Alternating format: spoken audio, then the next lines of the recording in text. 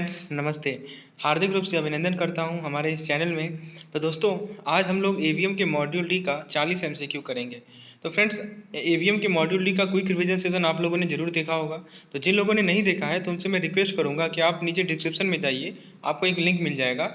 आप quick revision session से जल्दी फास्टली आप एवीएम के मॉड्यूल डी को रिवाइज कर लीजिए और तब इस एमसीक्यू को सॉल्व कीजिए। एमसीक्यू को सॉल्व इस प्रकार से कीजिए कि पहले आप एक बार खुद से ट्राई कीजिए और फिर मेरे एक्सप्लेनेशन को सुनिए और फिर देखिए कि आप क्या गलत कर पा रहे हैं और मेरा क्या एक्सप्लेनेशन है। ये बेस्ट तरीका है एमसीक्यू को सॉल्व करने का।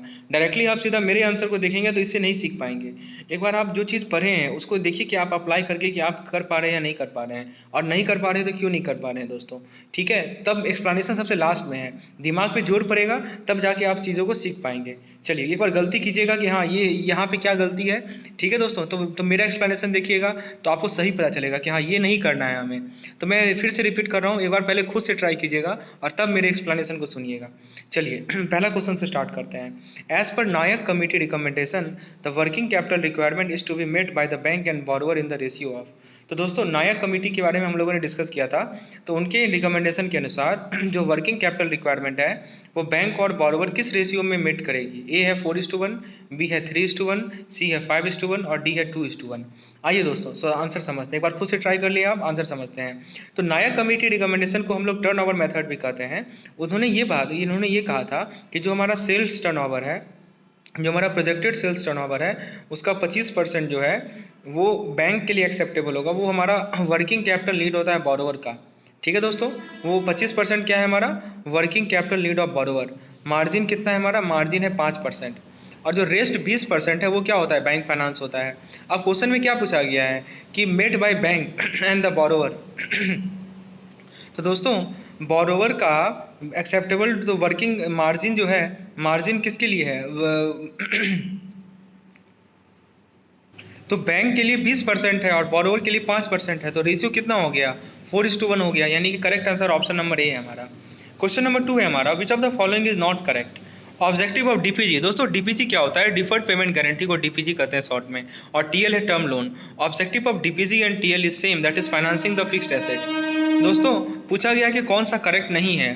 दूसरा में पूछा गया है obligation under term loan and DPG is paid by the customer from the future profit. C में कहा गया है DPG and term loan are fund based credit limit.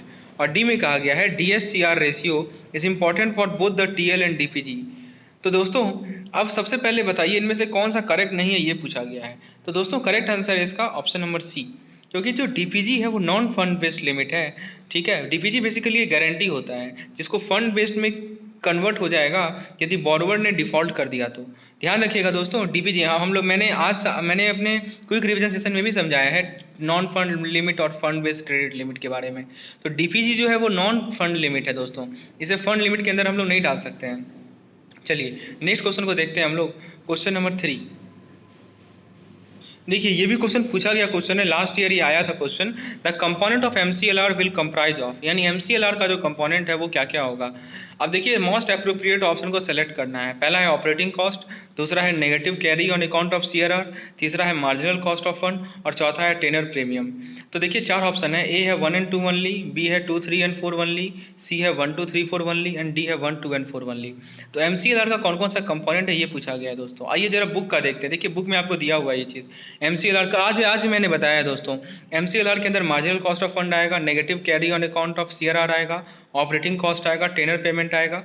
ठीक है दोस्तों, ये सभी के सभी आते हैं, यानी कि करेक्ट आंसर बताइए कौन सा है। ऑप्शन नंबर सी करेक्ट है, यानी ये सभी के सभी हैं।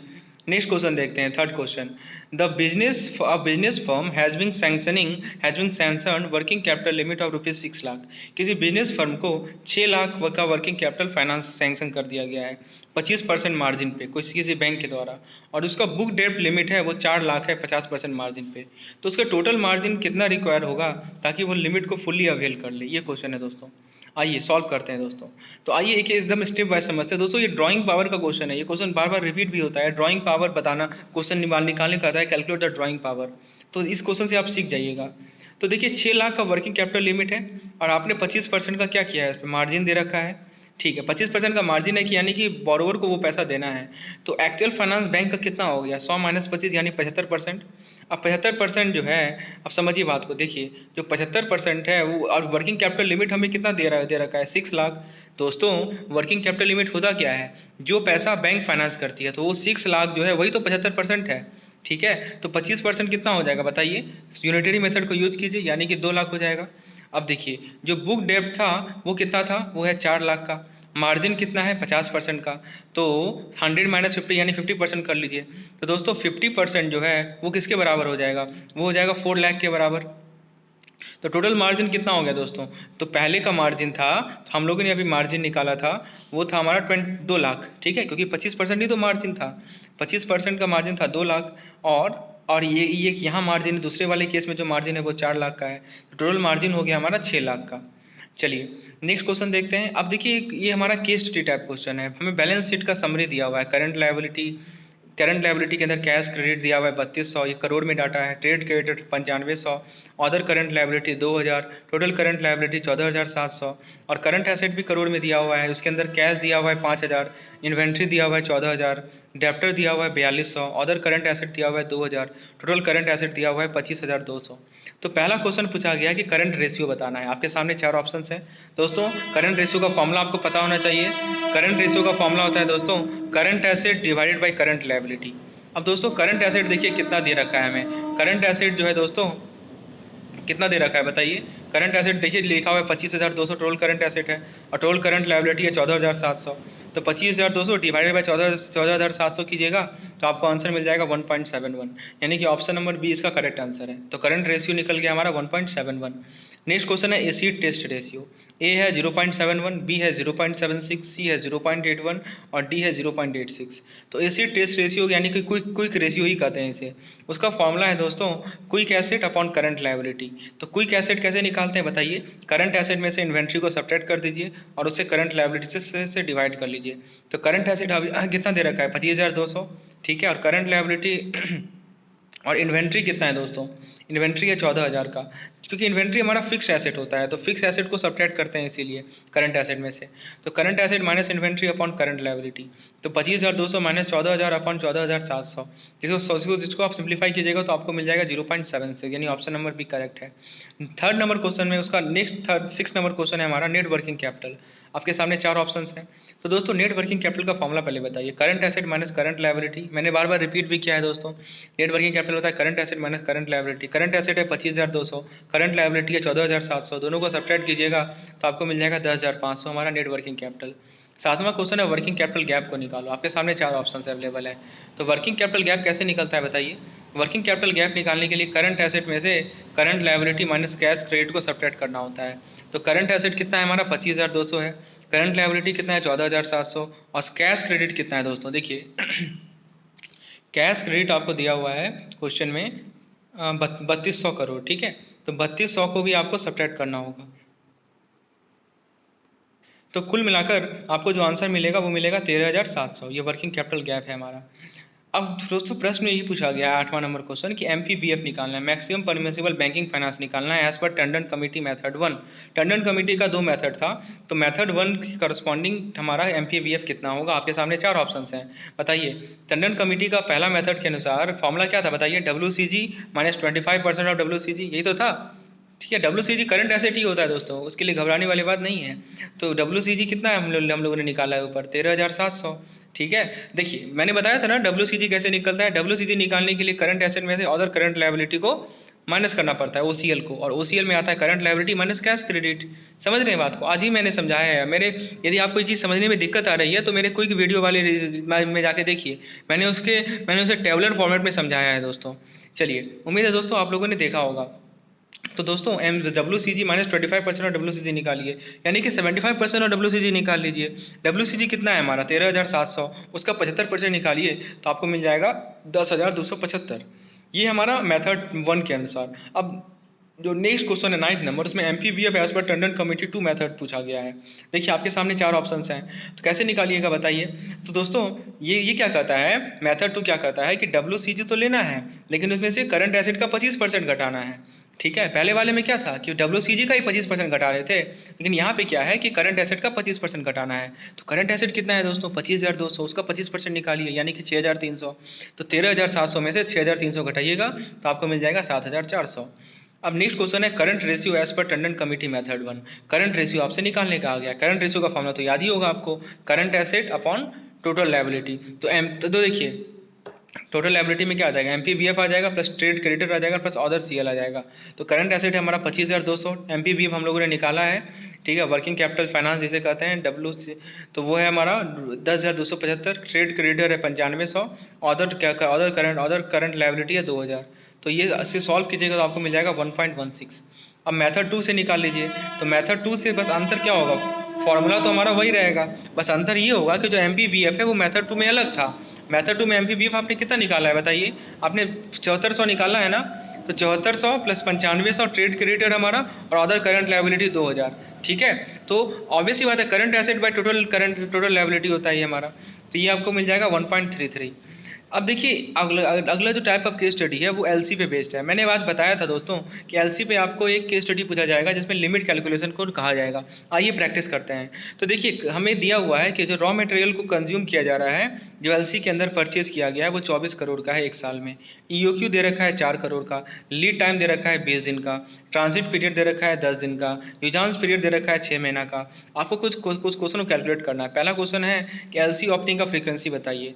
पहला ऑप्शन है 2 महीना, दूसरा ऑप्शन है 3 महीना, तीसरा ऑप्शन है 4 महीना और लास्ट ऑप्शन है 5 महीना। बताइए फ्रीक्वेंसी कैसे निकालते हैं, एकदम स्टेप बाय स्टेप फॉलो कीजिए।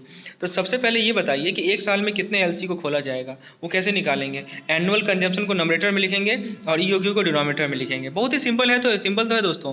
एनुअल कंजम्पशन यानी कि साल भर में कितना कंज्यूम हो रहा है, और EOQ क्या होता है दोस्तों, इकोनॉमिक ऑर्डर क्वांटिटी, यानी आप एक बार ऑर्डर यदि कर रहे हैं तो कितना सामान मंगा रहे हैं। तो समझिए जब हम एक बार ऑर्डर कर रहे हैं तो 4 करोड़ का सामान मंगा रहे हैं और टोटल जो गुड्स मंगाना है वो 24 करोड़ का है। तो साल में कितना बार मंगाया जाएगा, वही तो है नंबर ऑफ LC।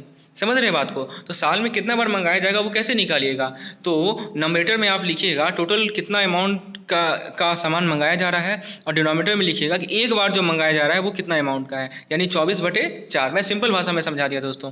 तो आपको 6 मिल गया। तो नंबर ऑफ LC एक साल में कितना खोलना है, 6 खोलना है। फ्रीक्वेंसी का मतलब क्या होता है दोस्तों, फ्रीक्वेंसी का मतलब होता है कि कितने दिनों बाद, ठीक है, ये LC खोला जाएगा। तो एक साल में कितना महीना होता है, 12 महीना ही तो होता है। तो 12 को आप 6 से डिवाइड कर दीजिए तो 2 बार, ठीक है, मतलब 2 महीना, हर एक 2 महीना पे जो है एक LC को खोला जाएगा। समझ में आया। तो करेक्ट आंसर होगा option number A, 2 months. Next question है हमारा 13 number of LC to be obtain in year will be. बहुत सिंपल क्वेश्चन है, एक साल में कितना LC खोला जाएगा, हम लोगों ने अभी निकाल लिया 6 होगा, ठीक है। करेक्ट आंसर ऑप्शन नंबर ए। अब देखिए नेक्स्ट क्वेश्चन है how many LC will be outstanding at a particular time. एक पार्टिकुलर टाइम पे कितने LC आउटस्टैंडिंग होंगे बताइए।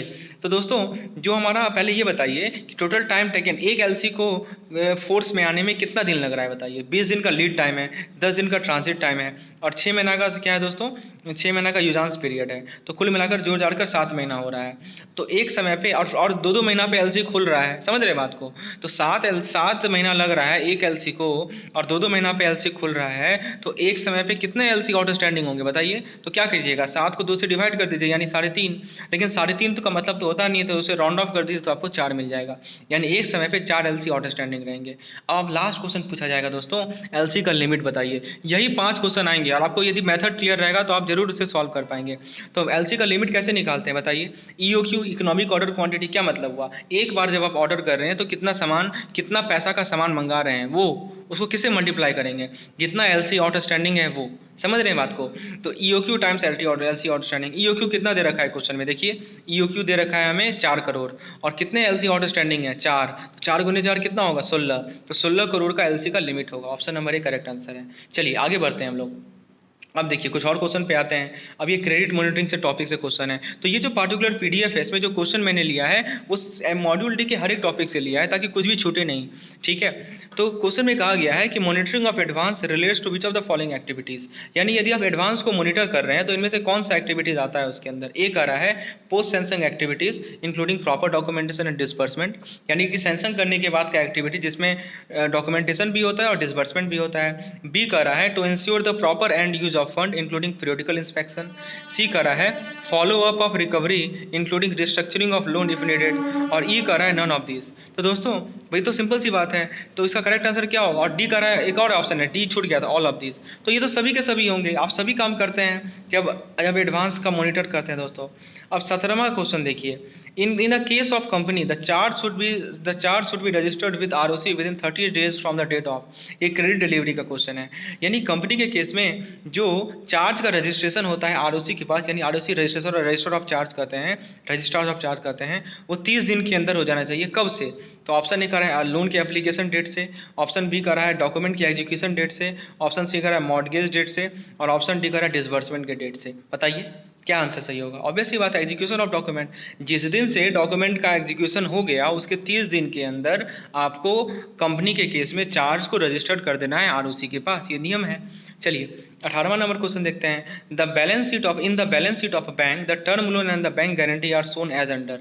यानी कि किसी भी बैंक के बैलेंस शीट में टर्म लोन और बैंक गारंटी को कहाँ शो करते हैं? ऑप्शन ए कर रहा है कि टर्म लोन को एसेट साइड में और डीपीजी को लायबिलिटी साइड में। ऑप्शन बी कर रहा है कि दोनों टर्म लोन और डीपीजी को एसेट साइड में।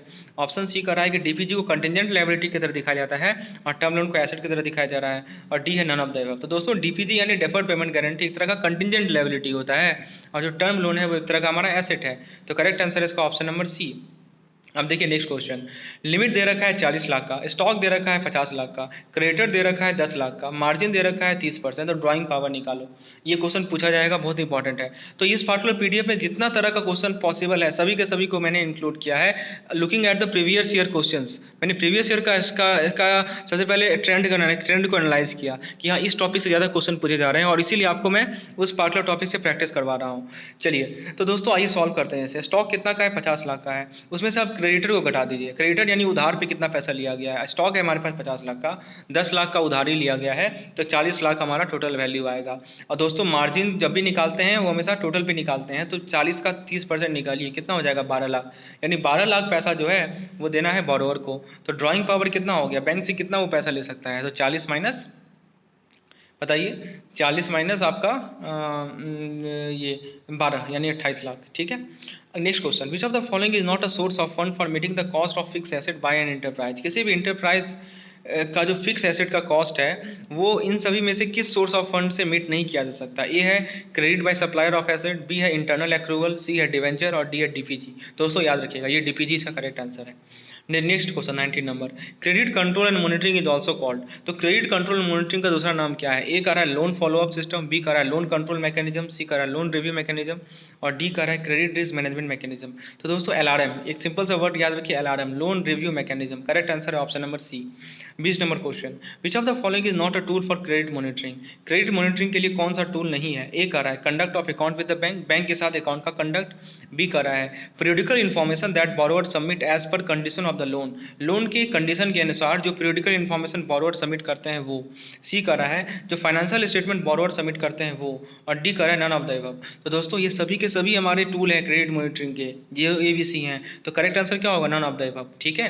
चलिए नेक्स्ट क्वेश्चन है, एक एसेट क्या है? सोर्स ऑफ फंड है, यूज ऑफ फंड है, इनफ्लो ऑफ फंड है, नन ऑफ दिस। हमने आज ही बताया था कि लायबिलिटी हमारा सोर्स ऑफ फंड होता है और एसेट हमारा यूज ऑफ फंड होता है। तो दोस्तों asset is a use of fund.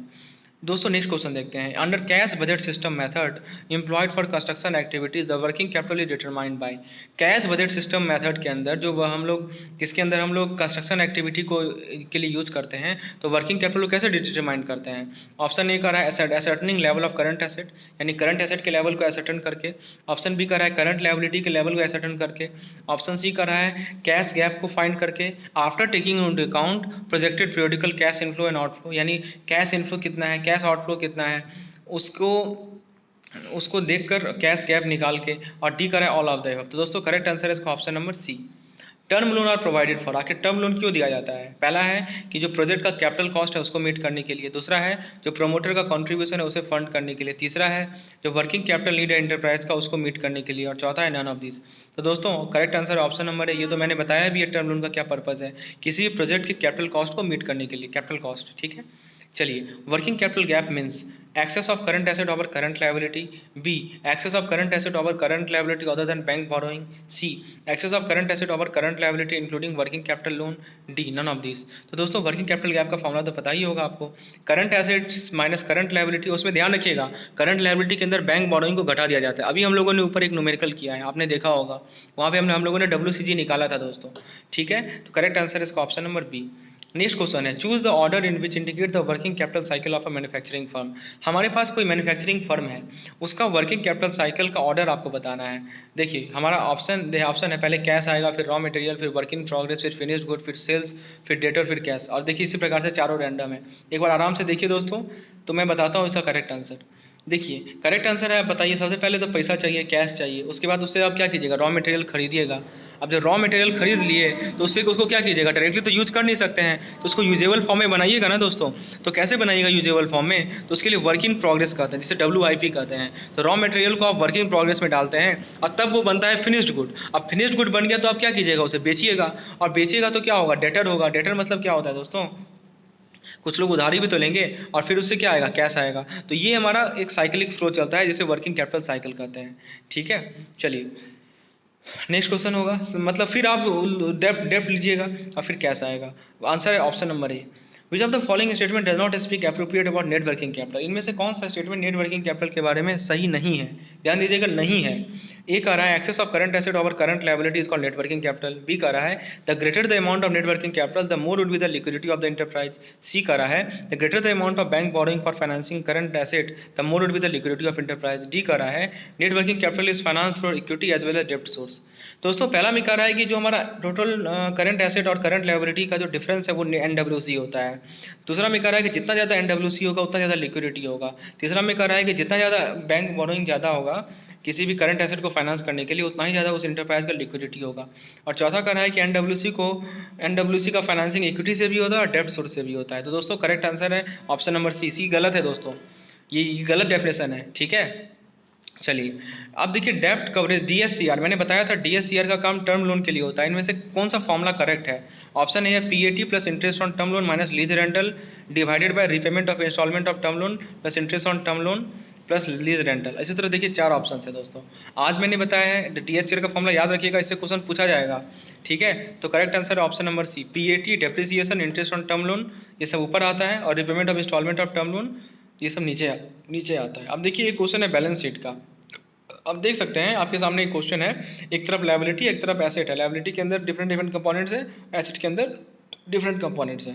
अब क्वेश्चन ये पूछा गया है कि जो हमारा टंडन कमेटी का सेकंड मेथड है, तो उस फर्म के वो फर्म कितना वर्किंग कैपिटल फैसिलिटी को अवेल कर सकती है। ए है 180 लाख, बी है 200 लाख, 285 लाख, 80 लाख। अब दोस्तों एक बार खुद से सॉल्व कीजिए, फिर मैं समझाता हूँ दोस्तों। इस तरह का क्वेश्चन आपसे पूछा जाएगा एग्जाम में। आइए दोस्तों सॉल्व करते हैं इसे। तो दोस्तों सबसे पहले करंट एसेट बताइए कितना है इसका। तो करंट एसेट कैसे बताइएगा, तो करंट एसेट के अंदर क्या आएगा, रॉ मटेरियल आएगा, WIP आएगा, फिनिश्ड गुड आएगा, डेटर आएगा और कैश आएगा। ये सभी तो करंट एसेट होते हैं, सभी को जोड़िए तो आपको 480 मिल जाएगा। करंट लायबिलिटी कितना आएगा दोस्तों, करंट लायबिलिटी के अंदर आपका ट्रेड आएगा, ट्रेड क्रेडिटर और बिल पेएबल। ये तो पता होना चाहिए ना आपको कि करंट लायबिलिटी में क्या क्या आता है, ठीक है। तो वो होगा 180। मार्जिन जो है हमारा वो क्या होता है, करंट एसेट का 25%, यही तो है हमारा सेकंड मेथड ऑफ W। तो मार्जिन क्या करते हैं, कैसे निकालते हैं, करंट एसेट का 25%। करंट एसेट कितना निकला, 480। 480 का 25% आपको 120 मिलेगा। और जो MPBF होता है, मैक्सिमम परमिसिबल बैंकिंग फाइनेंस जो होता है, वो होता है वर्किंग कैपिटल माइनस मार्जिन। तो वर्किंग कैपिटल कितना है दोस्तों, तो वर्किंग कैपिटल है हमारा 300। कैसे निकला 300 वर्किंग कैपिटल बताइए। तो दोस्तों वर्किंग कैपिटल जो है हमारा वो है हमारा 300 और हमारा मार्जिन है हमारा 120, यानी 300 माइनस 120 जो होगा वो हमारा 180 होगा। दोस्तों वर्किंग कैपिटल कैसे निकला, तो वर्किंग कैपिटल तो हमारा current asset minus current liability तो होता है, ठीक है। तो वो हम लोगों ने निकाल लिया, तो 300 निकलेगा, 480 माइनस 180 यानी 300।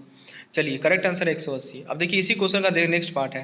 अब आपको first method of Tandon committee को यूज करके वर्किंग कैपिटल फैसिलिटी बताना है। आपके सामने चार ऑप्शन हैं, बताइए। फिर से वही काम, फर्स्ट मेथड क्या बताता है कि जो मार्जिन है वो 25% ऑफ वर्किंग कैपिटल होता है। तो working capital CA minus CL है, जो कि 300 है। 300 का 25% कितना हो जाएगा, 75।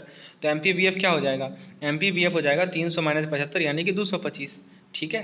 नेक्स्ट क्वेश्चन है हमारा डेब्ट सर्विस कवरेज रेशियो इंडिकेट, यानी जो DSCR है वो किस चीज़ को दर्शाता है। ए excess of current asset over current liability, B number of time fixed asset cover borrower fund, C number of time surplus cover interest and installment of term loan, D effective utilization of asset। तो DSCR दिखाता है दोस्तों number of time surplus cover interest and installment of term loan से related ये DSCR है, कितना बार surplus ने इंटरेस्ट और इंस्टॉलमेंट को कवर कर लिया टर्म लोन का। दोस्तों इस पीडीएफ की यदि आपको रिक्वायरमेंट है और इस तरह आप एमसीक्यू के पीडीएफ चाहते हैं तो आप नीचे व्हाट्सएप नंबर पे मुझे कांटेक्ट कर सकते हैं। नेक्स्ट क्वेश्चन है 31 का, in a balance sheet amount of total asset is 10 lakh. किसी बैलेंस शीट में एसेट का अमाउंट है 10 लाख, करंट लायबिलिटी है 5 लाख, कैपिटल एंड रिजर्व है 2 लाख, तो डेब्ट इक्विटी रेशियो बताना है। आपके सामने 4 ऑप्शन है, तो दोस्तों आइए सॉल्व करते हैं इसे। करेक्ट आंसर है ऑप्शन नंबर 2। देखिए बैलेंस शीट का रूल क्या बताता है कि टोटल एसेट टोटल लायबिलिटी के बराबर है। तो टोटल एसेट यहाँ पे कितना है 10 लाख, तो टोटल लायबिलिटी भी कितना होगा 10 लाख। तो लॉन्ग टर्म डेब्ट कैसे निकालिएगा बताइए। लॉन्ग टर्म डेब्ट के लिए 5 लाख और 2 लाख को जोड़ दीजिए, ठीक है, कितना हो जाएगा 7 लाख, उसको 10 में से घटा दीजिए जो कि हमारा 3 लाख हो जाएगा। अब देखिए कैपिटल एंड रिजर्व जो है जो हमारा, तो टेंजिबल नेटवर्थ कितना हो जाएगा दोस्तों, टेंजिबल नेटवर्थ हो जाएगा हमारा 2 लाख, ठीक है। अब DER का फॉर्मूला पहले बताइए। DER का फॉर्मूला होता है डेप्ट टू इक्विटी, तो डेप्ट है हमारा टर्म लोन और इक्विटी है हमारा TNW। तो TL को टर्म लोन को ऊपर लिखिए, ठीक है, और TNW को नीचे लिखिए। TNW क्या है हमारा टेंजिबल नेटवर्थ, जो कि कितना है दोस्तों 2 लाख है, तो 2 लाख को नीचे लिखेंगे। और हमारा टर्म लोन कितना है, टर्म लोन हमारा लॉन्ग टर्म डेप्ट ही तो है, वो है 3 लाख, तो 3/2 कितना हो जाएगा 1.5। तो हमारा जो डेप्ट इक्विटी रेशियो है वो है 1.5:1। नेक्स्ट क्वेश्चन है कि DER आपको दे रखा है 3:1, टोटल एसेट का अमाउंट दे रखा है 20 लाख, करंट रेशियो दे रखा है 1.5:1, ऑन फंड दे रखा है 3 लाख, तो करंट एसेट आपसे पूछा गया। आपके सामने 4 ऑप्शन है। आइए दोस्तों ऑन फंड क्या होता है, ऑन फंड इक्विटी ही होता है और इक्विटी का वैल्यू दे रखा है 3 लाख। DER कितना दिया हुआ है, DER आपको दिया हुआ है 3:1। DER होता क्या है, डेप्ट टू इक्विटी तो होता है, तो डेप्ट टू इक्विटी का रेशियो दे रखा है 3:1। तो दोस्तों इक्विटी हमारा कितना है 3 लाख, तो डेप्ट कितना हो जाएगा 9 लाख। सिंपल सी बात है, रेशियो का यूज कीजिए। अब देखिए यदि आप डेप्ट और इक्विटी को लॉन्ग टर्म लायबिलिटी समझते हैं तो लायबिलिटी कितना आ जाएगा बताइए। इक्विटी है 3 लाख और डेप्ट है 9 लाख यानी 12 लाख, ठीक है। तो टोटल एसेट हमारा कितना हो जाएगा 20 लाख का है। यहाँ पर टोटल एसेट देखिए दिया हुआ है क्वेश्चन में, टोटल एसेट है 20 लाख का, ठीक है। तो बैलेंस शीट इक्वेशन क्या होता है, टोटल एसेट बराबर टोटल लायबिलिटी, तो टोटल लायबिलिटी भी कितना होगा 20 लाख होगा। समझ रहे बात को, मैंने स्टेप बाय समझाया है आपको। अब देखिए जो हमारा टर्म लायबिलिटी है वो कितना का है 12 लाख का है, तो रिमेनिंग जो 8 लाख का होगा वो क्या होगा करंट लायबिलिटी होगा, ठीक है। तो यहाँ पे CL यानी करंट लायबिलिटी 8 लाख का, तो CR हमसे क्वेश्चन में क्या पूछा गया है, क्वेश्चन में पूछा गया current asset, current ratio sorry, yes current asset पूछा गया है, ठीक है। तो यहाँ पे CR करंट रेशियो कितना दिया है 1.5:1, तो करंट रेशियो में करंट लायबिलिटी तो क्या हो गया 1.5:1 is equal to current asset divided by 8। Current ratio होता क्या है, current asset by current liability. तो करंट एसेट हमको निकालना है, करंट लायबिलिटी हमें पता है 8 लाख है, तो करंट एसेट कितना हो जाएगा 1.5 × 8 यानी कि 12 लाख। चलिए नेक्स्ट क्वेश्चन देखते हैं। किसी फर्म का बैलेंस शीट का टोटल एसेट दे रखा है 20 लाख, लॉन्ग टर्म यूज दे रखा है 11 लाख, करंट रेशियो दे रहा है 1.5:1, तो करंट लायबिलिटी का अमाउंट बताना है। बहुत ही सिंपल क्वेश्चन है दोस्तों। तो बताइए टोटल एसेट 20 लाख है ना, तो बताइए total asset minus long term asset is equal to current asset, यही तो होता है। कोई एक देखिए एक होता है non current asset, non current asset मतलब कि जो करंट एसेट जब भी समझ में बोले तो समझ जाइए कि कम समय के लिए एसेट, उसे करंट एसेट कहते हैं। तो टोटल एसेट में से नॉन करंट एसेट को माइनस कर दीजिए, यानी कि लॉन्ग टर्म एसेट को माइनस कर दीजिए, वो हमारा करंट एसेट मिल जाएगा। तो बताइए टोटल एसेट कितना है हमारा 20 लाख का है और लॉन्ग टर्म यूज कितना है दोस्तों 11 लाख का है, माइनस कर दीजिए तो करंट एसेट मिल गया ना 9 लाख का। अब करंट रेशियो आपको 1.5:1 दिया हुआ है और करंट रेशियो होता क्या है current asset upon current liability, तो यहाँ से आप आसानी से आप लोग करंट लायबिलिटी 6 लाख निकाल सकते हैं। नेक्स्ट क्वेश्चन है CR करंट रेशियो दे रहा है 4:1, NWC नेट वर्किंग कैपिटल दे रखा है 30,000, तो करंट एसेट बताना है। फिर से वही क्वेश्चन, NWC का फॉर्मूला पता होना चाहिए तब आप इस क्वेश्चन को बना पाएंगे। तो दोस्तों CA/CL कितना दिया हुआ है 4:1 दिया हुआ है, तो यहाँ पे CL को आप x मान लीजिए, तो CA कितना हो जाएगा 4x। तो दोनों को सब, और देखिए NWC होता क्या है हमारा CA माइनस CL होता है, ठीक है दोस्तों, CA माइनस CL ही तो हमारा NWC होता है। तो CA कितना है 4x, CL कितना है x, तो एक इक्वेशन बनेगा, सॉल्व कीजिए तो x का वैल्यू मिल जाएगा 10,000, तो CA हमारा आ जाएगा 40,000। नेक्स्ट क्वेश्चन है दोस्तों DGP यानी जो हमारा डेफर्ड पेमेंट गारंटी है, is issued by bank for, क्यों इशू की बैंक करती है। ऑप्शन ए है सेल ऑफ गुड, गुड को सेल करने के लिए, बी है गुड को परचेज करने के लिए, सी है कैपिटल गुड को सेल करने के लिए और डी है कैपिटल गुड को परचेज करने के लिए। ठीक है। तो बताइए किसके लिए इशू करती है? तो दोस्तों करेक्ट आंसर है कैपिटल गुड को परचेज करने के लिए कोई भी बैंक जो है डीजीपी को इशू करती है, डिफर्ड पेमेंट गारंटी को। डीपीजी होना चाहिए दोस्तों, डीजीपी गलती से लिखा गया है। नेक्स्ट क्वेश्चन है, विच of the following statement is not true for infrastructure project? तो इंफ्रास्ट्रक्चर प्रोजेक्ट के बारे में कौन सा करेक्ट स्टेटमेंट नहीं है? ए है it has long gestation period, B है it reduces the risk for the lender as it fund get Azure deployment for long time, C है डेब्ट equity ratio is normally high for infrastructure project, और D है implementation project period is usually long. दोस्तों कौन सा correct नहीं है?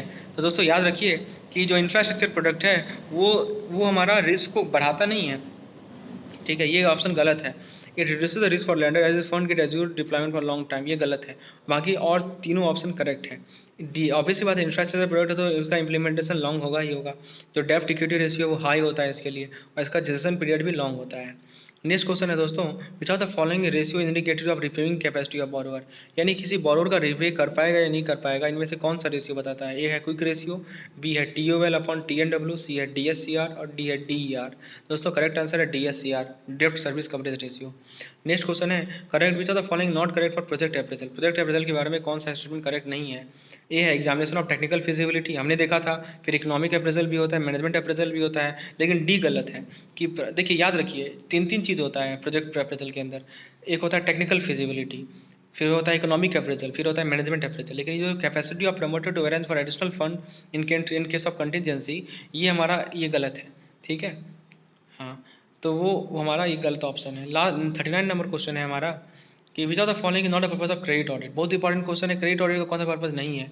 A है क्रेडिट पोर्टफोलियो के क्वालिटी को इंप्रूव करना, बी है सैंक्शन प्रोसेस को रिव्यू करना और लार्ज लोन के कंप्लायंस स्टेटस को रिव्यू करना, फिर रेगुलेटरी कंप्लायंस का फीडबैक लेना, और डी है स्टॉक इंस्पेक्शन। दोस्तों स्टॉक इंस्पेक्शन का करेक्ट आंसर है, वो स्टॉक ऑडिट का काम होता है। चलिए लास्ट क्वेश्चन देखते हैं अपने इस पार्टिकुलर सेशन का। किसी भी बैंक नॉमिनी को अपॉइंट करने का पर्पस क्या है किसी भी कंपनी बोर्ड का, बोरोइंग कंपनी का? A to keep a tap on important decision of the board, B to be a part of management, C to guide the company for better working, D to safeguard the securities charge by the bank. दोस्तों याद रखिए कि appointing bank nominee को appoint किस लिए किया जाता है, ताकि जो बोर्ड का इंपॉर्टेंट डिसीजन है उस पर टैप रख सके। तो दोस्तों ये था हमारा 40 क्वेश्चन का सेट। उम्मीद है दोस्तों आपको ये लेसन पसंद आया होगा। तो फ्रेंड्स काफ़ी ज़्यादा मेहनत लगता है अलग अलग जगह से क्वेश्चन को कलेक्ट करके और फिर उसको सॉल्व करके आपके सामने लाने में, तो एक लाइक ज़रूर कर दीजिएगा। और दोस्तों मैक्सिमम से मैक्सिमम इसे शेयर कीजिए, और आपका होपफुली रिविजन भी हो रहा होगा और आप साथ साथ MCQ भी सॉल्व कर पा रहे होंगे, क्योंकि लास्ट समय की यही रिक्वायरमेंट होती है कि हम क्विकली रिवाइज कर पाएँ और मैक्सिमम डिफरेंट तरह के MCQ को कवर करें। तो मैं अपने इस चैनल में यही आपको प्रयास कर रहा हूँ कि डिफरेंट तरह के MCQ को प्रोवाइड करने का, ताकि आपका होलिस्टिक प्रिपरेशन हो। तो दोस्तों यदि आपको ये हमारा प्रयास अच्छा लग रहा हो तो एक लाइक ज़रूर कीजिएगा, और जिन लोगों को PDF की रिक्वायरमेंट है तो वो मेरे मेंबर बन सकते हैं इस चैनल में, और जिसका लिंक आपको मैं डिस्क्रिप्शन में दे देता हूँ, या आप मुझे व्हाट्सएप से कॉन्टैक्ट कीजिए। धन्यवाद।